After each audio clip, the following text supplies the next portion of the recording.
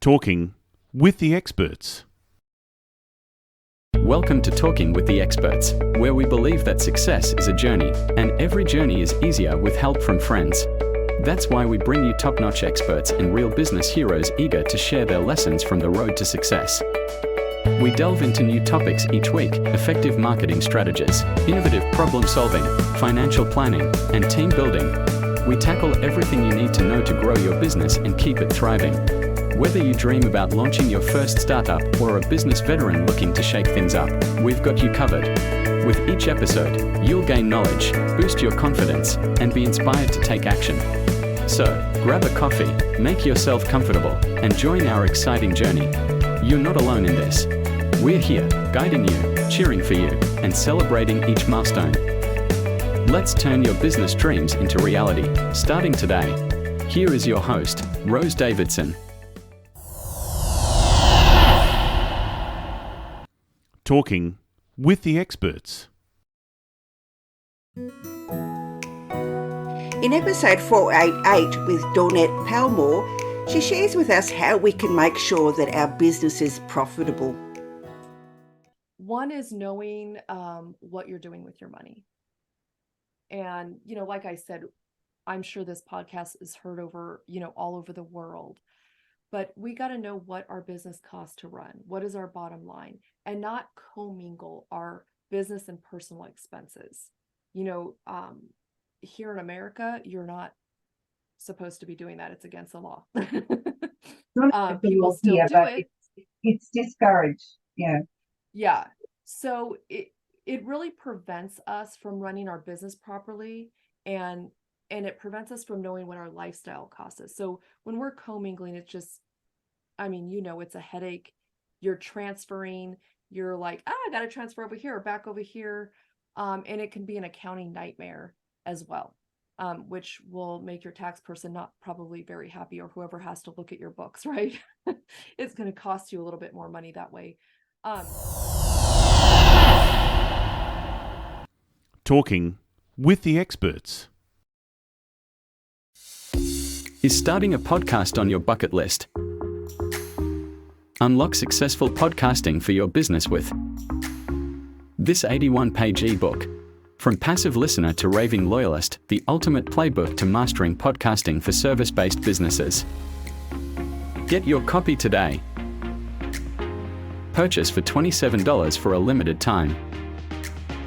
Or find it at rose-davidson.com in the store. Hello and welcome to Talking with the Experts. I'm your host, Rose Davidson, from rose-davidson.com. Talking with the Experts is all about business by business owners for business owners. You can find it on all good podcasting streaming platforms and on YouTube. My guest is Dawnette Palmore, and Dawnette has helped empower hundreds of women to gain clarity, control and confidence with their money. She uses a proven system that not only helps her achieve financial success, but also the success of her clients. The system has helped clients that are just starting businesses all the way to those who are to scale and grow. Now, Dawnette is the founder and owner of Your Money on Purpose Coaching. And I welcome her to the podcast today. Welcome, Dawnette. Thank you so much for being here today. Oh, thank you, Rose. It's a pleasure. Wonderful. Tell me, how did you become a money coach? What sort of led to that? What led up to that? Yeah. So we've been small business owners for over, my husband and I, for over 22 years. And I would say about 9 years ago, we were making more money than we had ever made. But we were still not feeling like that. We were still, essentially living paycheck to paycheck, not saving, no retirement, having debt, consumer debt, I should say, and teaching our children bad habits. And so I somehow just got tired of it. We can only take that for so long, right? And so I did some research and found some systems and processes that made it very doable and not overwhelming. Because I always say, when we think about all the things we have to do with our money, it could be so very overwhelming. And I know for myself, it kind of paralyzed me. And I'm like, there's so many things to do. I don't know what to do first or last, or, all the things. And so, just finding that balance. And when I figured it out, I was like, I have to be sharing this with other people. Yeah, great idea. Learned, lived experience is always a great way to be able to coach others, because you've been there, you've done it, and so you know the pitfalls that are there when trying to save money or manage your money. So, as a woman in business, how in the hell do you manage to get this money, save it, and still have, money just to use on incidental? To enjoy your life. Yeah. Yeah, so that's a big part of what I love to focus on, is making sure people are not taking the fun out of their life. They're not taking the things out that they value or that's important to them. And that was also an important part of my process. There's money experts out there, we'll call it that, say you have to cut everything out, or you can't eat this, you can't eat that, and save, save, save, save. And maybe that's doable for a short period of time, but it's not something we can keep doing long term. We have to reward ourselves. We have to have these breaks, right? We have to have something that um, makes it worth make it worth it to put all the hard work in. And so being intentional about that, making sure that, we make a plan with our money and we're putting what we want in that plan, so we know what's important to us is important. And that's the secret, really, is, making a plan and putting those things in there. I guess one of the first steps that we should do to put a plan in place, and what things should be looking at to, make these little categories that we need. Yeah, so that would vary for anybody, right? I would think one of the first things that you would need to do is look at your bank statements, or credit card statements if you're using them, because it's going to tell you what you're doing with your money. It's going to tell you what you're spending your money on, and really just going through that and categorizing. And maybe even as you're creating your plan, kind of looking at, how do I spend money throughout the year? Because we have our month-to-month stuff, right? We have our bills, we have our things that, are every month. But what about the things that come up maybe only 2 to 3 times a year? Those aren't really part of our planning process because they're so far out, right? Unless we've just dealt with it. So depending on what country you're in, what, state or providence, or however it works where you're at, you have to check with, your laws. If you guys have tax laws or government laws, and whoever oversees business, and what do you need to be planning for? Do we have licensing? Do we have state tax, federal tax, local taxes, memberships, all those different types of things we have to look at, so that we can say, okay, what does my business cost to run? What is it really costing on an annual basis to run? Mm-hmm. And a good accounting software, I suppose, would be really good, rather than a spreadsheet. It could help, right? But accounting software is more like, this is what you've done. But if you've been putting it in there, fabulous. If you have it categorized right, fabulous. That's going to be a great starting point for you as well. Sometimes they're not as, you have to open things up to get a little more detailed. But if you have an accounting, or even sometimes you can look at your, sometimes the banks will do that for you a little bit. But if you can pull out reports and help you, that's fabulous. But sometimes it's not really like, okay, it's like the food category, but it's not detailed on the spreadsheet or the accounting software. So really digging in there and taking a hard look at what's going on. Yeah. It's great advice, because we often overlook things, or we skim past and think, oh, that's not really important. Now you've spent money on buying things or something that our registration is. Right. And I think when you get into that, if you get into the bank statements or credit card statements, you can kind of look and see, like, oh, I spent that much there. How often am I doing that? Is this what I want to continue to do? And really, it brings us into a reality check of what we're doing with our money. Yeah, I want to delve deep into your system that you use and educate clients with. If you could just explain a little bit about it. About my system. Yeah. So my system, well, I start with what I call foundational coaching, whether it's business finances or personal finances. And it's really taking a look at, like we've talked about, where's your money going, making a plan for your money. What is your business costing? What are all the expenses we have to look at for the year? And how can we get you set up on what I call a short-term savings or sinking funds, however you want to use the word, but helping people to set that up, because if we can, you know, save a little bit at a time, then it doesn't seem so bad, right? Instead, you're not getting this, $5,000-$6,000 bill at whatever month it's due, but you've saved for it throughout the year, so it doesn't seem like it's a huge burden. So helping people also with their mindset, because a lot of I think a lot of all of our problems come from our mindset. It's not just money, but helping walk people through their mindset, their relationship with money, helping them understand where that came from. Our subconscious was developed between ages 0 to 7, and so we don't realize, we've been living all these years with all that, what we've learned from age 0 to 7. We don't really realize that that's what's driving us, and we just kind of function off of it without even really realizing it. Until we become aware of that, then we can't really change it. So helping them to do that, because sometimes people are like, why do I keep doing this with my money? Why do I keep repeating this behavior, or saying these things to myself, like I can't, I won't, I'm not, where's that coming from? And I think helping them to identify that and then change the language and change those things that are going in really helps them. And that's part of our process as well. But also showing them how they relate with money.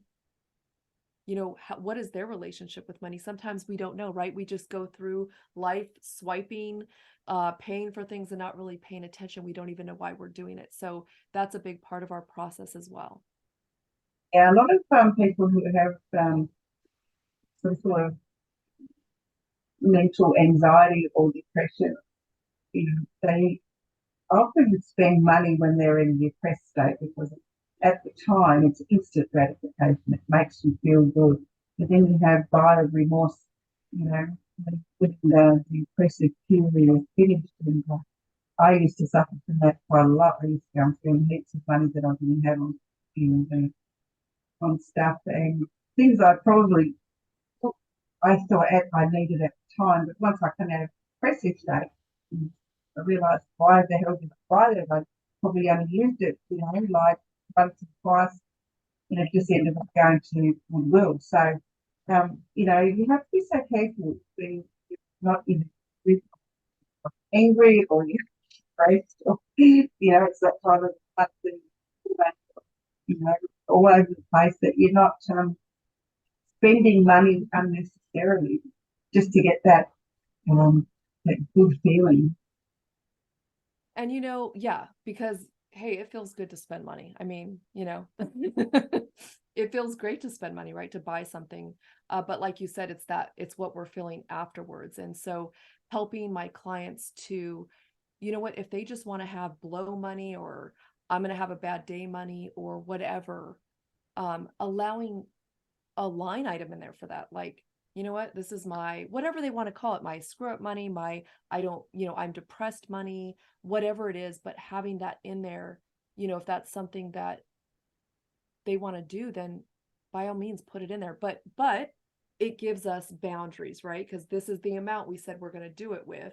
So we're giving ourselves permission to, do whatever we want to do with our money, but we're also setting a boundary, which I think is important, so that we can achieve the other things that we want to achieve, whether it's growing our business, whether it's, retiring, or I like to say being work optional, right? Giving more, building a orphanage, whatever it is people want to do, we can find a balance and do all the things, I like to say, while we're saving for our future or the other things that we have to do. Tip two, I mean, if we make a line item in our accounting software or our spreadsheet or whatever it is, if we have a line in there, this is my depressed day, spending whatever it is, you can also keep a check on how you're progressing with your mental health. You can use it to, how many days of the month am I depressed? And it could be a cycle or a pattern there. You might be able to look at that and find out why on that day you were depressed or whatever it happens to be, and infuse those funds. So I think that's a great tip to keep a check on your mental health as well. Yeah, our mental health is 100% important, and that's a great thing to think about. Like, okay, well, how often am I doing this? And do I need to seek additional help? That's an important. On those that we come up with that, a great thing. Good teamwork here. Now, I guess, how do we run our business like a business, Connie? So, one is knowing what you're doing with your money. And, like I said, I'm sure this podcast is heard over, all over the world. But we got to know what our business costs to run. What is our bottom line? And not commingle our business and personal expenses. Here in America, you're not supposed to be doing that. It's against the law. People still do it. It's discouraged. Yeah. Yeah. So it really prevents us from running our business properly, and it prevents us from knowing what our lifestyle costs us. So when we're commingling, it's just, it's a headache. You're transferring, you're like, I got to transfer over here or back over here. And it can be an accounting nightmare as well, which will make your tax person not probably very happy, or whoever has to look at your books, right? It's going to cost you a little bit more money that way. But really making sure you have your business entity set up the way that it needs to be set up. And so, talking to a professional, a tax professional, how should this be set up? How should I be running my business? And keeping, like I said, those things separate, making a plan. We really have to make plans for our business as we do in our personal.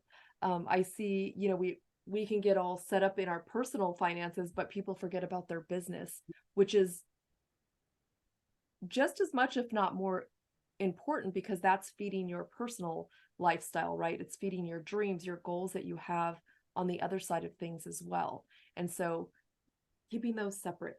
I can't say that enough, because I hear about it all the time from tax people. So many business owners are not keeping it separate. Yeah. That's a really good point. Yeah, as I said, it's discouraged you to. It's not illegal, but it is very much discouraged. Business things, use it on business, don't use it on your personal things. That's where a lot of us do make mistakes when we're starting out. Think, oh my God, I've earned $1,000 on this thing. I'll just go and buy myself a new dress, or go and take my husband out to dinner, or go and take the kids on a holiday or something. And really, they're not tax deductible. Right. And another thing I think for here also is that, people want to write everything off for taxes so they don't have to pay taxes. But when they do that here, they're not showing an income on their personal side. So when they go to buy a house or a car, they're like, you don't have an income. Like, I can't help you. So that's why it's, also a good reason to keep those things separate. Yeah, absolutely. So it's important that you pay yourself at least something that you probably have a wage. It doesn't have to be a great. That is also, yes, 100%. Yeah, absolutely. How will you know if your business is making money if you're not paying yourself? Yeah. Right? Well, I always say include your pay as an expense, because it is. You need to be paying yourself. And that's another thing I see a lot of small business owners not do is not paying themselves. Even, it's not good. What's the point of running a business if we can't fund our lifestyle with it as well? Yeah, and that's where a lot of people fall down. they think, oh, I won't pay myself away, so all the money goes into the business. And the business is making heaps of money, but yeah, when you want to get a personal loan or buy a car or a house or whatever, the banks don't look at your business finances, but only if you're going to get a loan for a business expense, business outlay. But if you want to buy something personal, yeah, you've got nothing to show for it, as you said. So, you know, pay yourself, even if it's only a stipend. I mean, don't not pay yourself. It's pretty much it. Yeah. Yeah. So you've Hey, got we're working in our business for a reason. We're working to make money. yeah. So talk about the program that you've got, Dawnette. I'm sorry, what did you say? Tell us a little bit about your program and what people would expect from it. Yeah, so you're going to get, so I say in my tagline, it's, empowering people to gain clarity, control, and confidence with their money. So gaining clarity, where is my money going? Finding all that stuff out. What do I want to do with my money? What are my goals? What do I really want to do? I think we don't have that conversation with ourselves enough. And also our mindset, right? What is our money mindset? And what do we need to change it to in order to get to where we want to go? So getting clarity on those things, that's part of the program. Control, that's setting our plan, right? What do you want to do with your money? Because you have control. I say the magic is in the plan, because, people have looked at budgeting as, restrictive, and I can't do this and I can't do that. And so when we change the language to spending plan, making a plan with our money, that puts us back into control. We get to tell our money where we want it to go. So like I said, if you want to have, that blow money or whatever it is, the mental health money, you can put it in there, because now you've gotten clarity on where it's going, where you want to spend it. And then of course you're executing on it. So holding them accountable, talking through whatever comes up, mindset, obstacles. It's always nice to have somebody that isn't emotionally involved or has any emotional tie to talk with about, so that you can get a different perspective, an outside perspective, and really help you walk through those. Sometimes people like to talk to their friends about that, and they're probably, friends or family aren't probably always the best, just because they do have a little bit, of a biased opinion about it. Or you're going to get, there's always a saying, don't talk to your broke brother-in-law about getting rich. Don't take his advice, but just really helping them understand that and get through that. I think having a coach is so important in many areas of our lives, not just our money, our money, and thinking about all the wealthy people, and they have several coaches around them. They have coaches for their business, for their physical, maybe even their mental health. Having coaches for any kind of area they want to improve on, right? So why don't we have money coaches? That's money drives us. Money drives all areas of our life, right? We can't do anything without money. It's very hard to do things without money. So how can we be the best with our money that we can be? You get a coach, you get financial advisors, you get this, I call them getting wealth partners, right? Because we need, people to help us to invest our money. We need people to help us with our accounting and our taxes or our bookkeeping. Sometimes we need attorneys, depending on what business we're in. Marketing help, right? We need all these things. So why don't we have a money coach? No, I agree. I totally agree. There's a lady I know, she was a bookkeeper, and she turned into a money coach for a spending plan. I think probably and that's what she calls it, spending. Yeah, and she's really great at what she does. That if she because she wanted to be like beginners to decide it's a good way, a good coaching business to be in, because so many of us that don't use what the, you know, a lot of us, I don't. I'm very easy. But yeah. So, what else is there in the package that you're offering? So, coming up with a solid plan. And also we talked a little bit about the short-term savings plan, what that looks like, how to execute on that, how to set it up. How should you set up business accounts? How many accounts should you have? And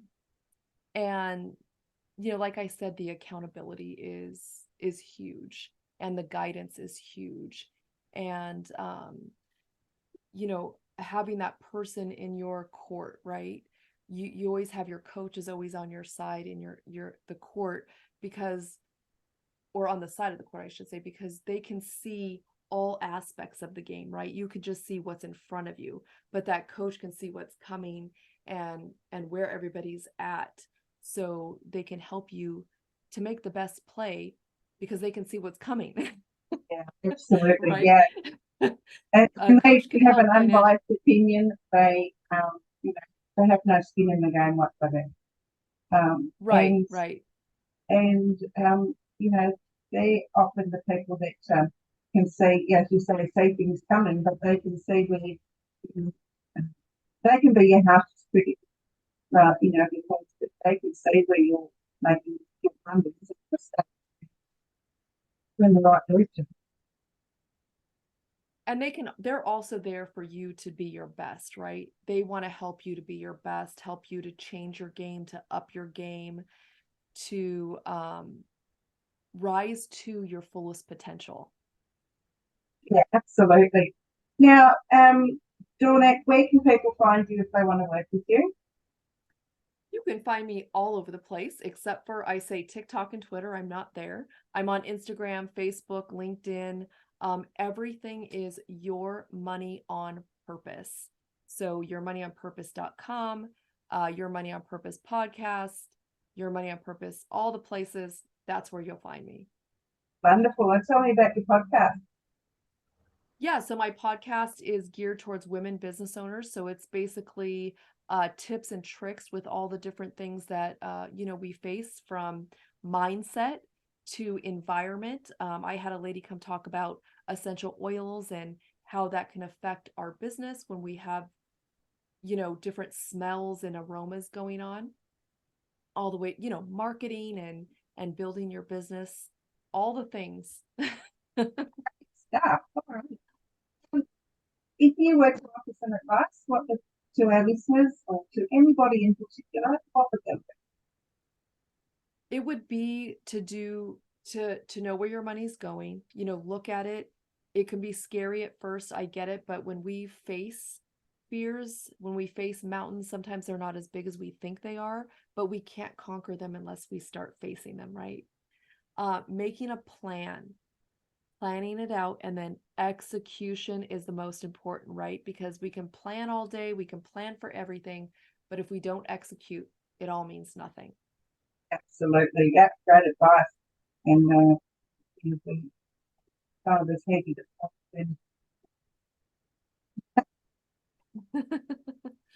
Dawnette, it's been an absolute pleasure. Thank you so much for joining. Thank you for having me. I appreciate it. You've been listening to Talking with the Experts, hosted by Rose Davidson. Make sure you have a look at our back catalogue over at talkingwiththeexperts.com. And be sure to subscribe to our podcast so you don't miss out on any episode. We look forward to your company next time.